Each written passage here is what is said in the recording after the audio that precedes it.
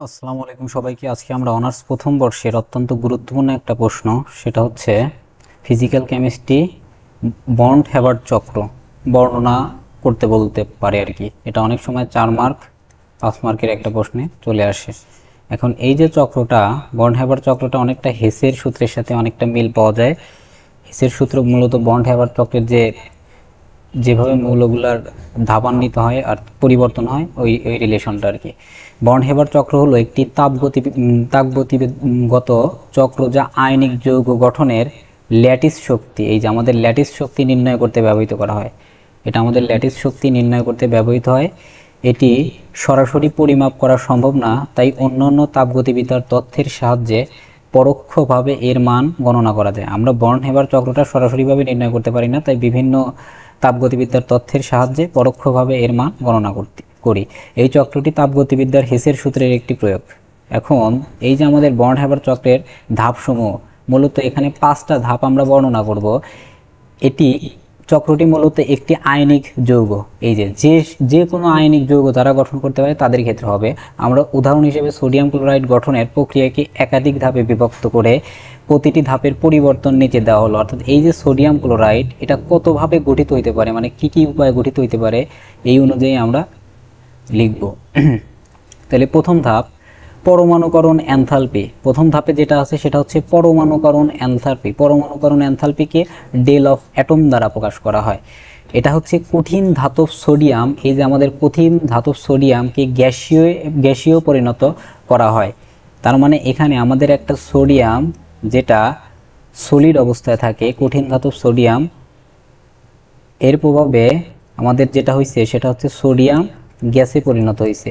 এই যে সোডিয়াম গ্যাসে পরিণত হয়েছে, এখানে কি লাগছে, এখানে পরমাণুকরণ এনথালপি লাগছে, অর্থাৎ ডেল অফ অ্যাটম লাগছে আর কি, এইটা। 2 নম্বর হচ্ছে আয়োনাইজেশন এনথালপি।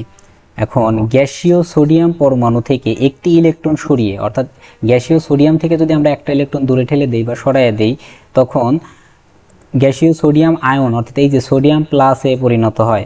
এখানে যে সোডিয়ামটা প্লাসে পরিণত হইতেছে, অর্থাৎ একটা ইলেকট্রন যদি আমরা ত্যাগ করাই এখান থেকে, তাহলে সোডিয়াম প্লাসে পরিণত হইতেছে, গ্যাসিয়াসে পরিণত হচ্ছে। এই যে এখানে যে শক্তিটা লাগছে, এখানে হচ্ছে ডেল অফ আয়োনাইজেশন এনার্জিটা লাগছে, সেই জন্য এটা লিখলাম। এখন 3 নম্বরে আসা বন্ধন বিয়োজন এনথালপি। ক্লোরিন পরমাণু, এখন আবার এই যে আমাদের ক্লোরিন পরমাণু চলে আসছি, অর্থাৎ বন্ধন বিয়োজন এনথালপি। ক্লোরিন পরমাণু ও ক্লোরিন অণু, এই যে 2টা ক্লোরিন অণু ভেঙে গ্যাসীয় ক্লোরিন পরমাণুতে পরিণত হয়। অর্থাৎ এই যে আমাদের হাফ মোল ক্লোরিন গ্যাসিয়াস এ পরিবর্তন হয়ে একটা ক্লোরিন পরমাণুতে পরিণত, অর্থাৎ এই যে ক্লোরিন গ্যাসিয়াসে পরিণত হয়েছে। এখানে যে এনার্জিটা লাগছে সেটা হচ্ছে আমাদের বন্ধন বিয়োজন এনথালপি, সেই জন্য আমরা ডেল অফ বন্ড লিখবো, বিওএনডি বন্ড, অর্থাৎ বন্ধন বিয়োজন এনথালপির প্রভাবে এই জিনিসটা হয়েছে। 2টা ক্লোরিন থেকে, ক্লোরিন অণু থেকে একটা ক্লোরিন গ্যাসিয়াস বা ক্লোরিন পরমাণুতে পরিণত হয়েছে। এখন ইলেকট্রন আসক্তি, এই যে গ্যাসীয় ক্লোরিন পরমাণু একটি ইলেকট্রন গ্রহণ করছে, এই যে ক্লোরিন যদি একটা ইলেকট্রন গ্রহণ করে এইভাবে,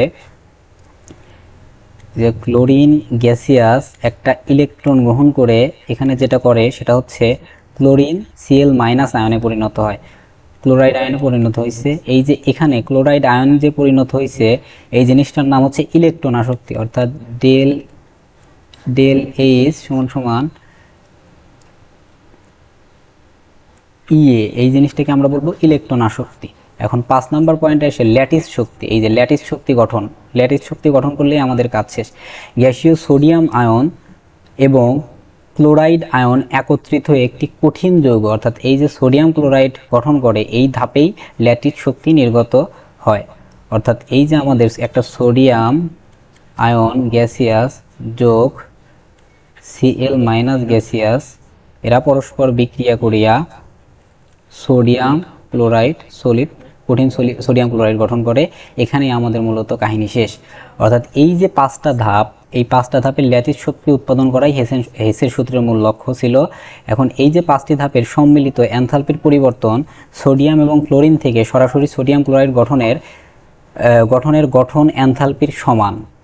এখন এখান থেকে আমাদের যে সূত্রটা আসবে, এই যে আমাদের চিত্রটা আঁকাইতে হবে এইভাবে, এই যে এখান থেকে শুরু করতে হবে। সোডিয়াম এই যে এখানে অ্যাটম এনথালপি থেকে এই যে আমাদের সোডিয়াম আয়নিক এনথালপিতে পরিণত হয়েছে, পরবর্তীতে সোডিয়ামটা গ্যাসিয়াসে পরিণত হয়েছে। অনুরূপভাবে ক্লোরিন এই যে বিয়োজনের মাধ্যমে ক্লোরিন গ্যাসে পরিণত হয়েছে, পরবর্তীতে সেটা আবার ইলেকট্রন আসক্তির মাধ্যমে আমাদের গ্যাসিয়াসে ক্লোরাইড আয়নে পরিণত হয়েছে। এখান থেকে এই যে সোডিয়াম ক্লোরাইড উৎপন্ন হয়েছে। এখানে এই যে আমাদের বর্ণনা আছে, এই শেপটা হচ্ছে গঠন এনথালপি, ডেল এইচ অ্যাটম মানে হচ্ছে পরমাণুকরণ এনথালপি, এইচ আয়ন মানে আয়নাইজেশন এনথালপি, এইচ বন্ড মানে বন্ধন বিয়োজন এনথালপি, এইচ ইএ মানে হচ্ছে ইলেকট্রন আসক্তি, ডেল এইচ এটা হচ্ছে ল্যাটিস শক্তির জন্য এটা ব্যবহার করা হয়েছে, এলএটি। এখন এই যে হেসের সূত্র অনুসারে এই ধাপগুলোর এনথালপি পরিবর্তন, সবগুলো এনথালপির পরিবর্তন যদি এখন আমরা যোগ করি, সেটাই মূলত হচ্ছে বন্ড হ্যাবার চক্রের সমীকরণ। অর্থাৎ এই যে ডেল এইচ এফ অর্থাৎ আয়নাইজেশন এনার্জি, এই যে টোটাল একদম শুরু থেকে যে আমাদের শক্তিগুলো লাগছিল এতক্ষণ যে ধাপে ধাপে বর্ণনা করলাম, এই টোটাল জিনিসটাই আমাদের বন্ড হ্যাবার চক্রের গাণিতিক সূত্র। এটা এতটুকু লিখলে পরে মোটামুটি ভালো মার্ক পাওয়া যাবে। ধন্যবাদ সবাই।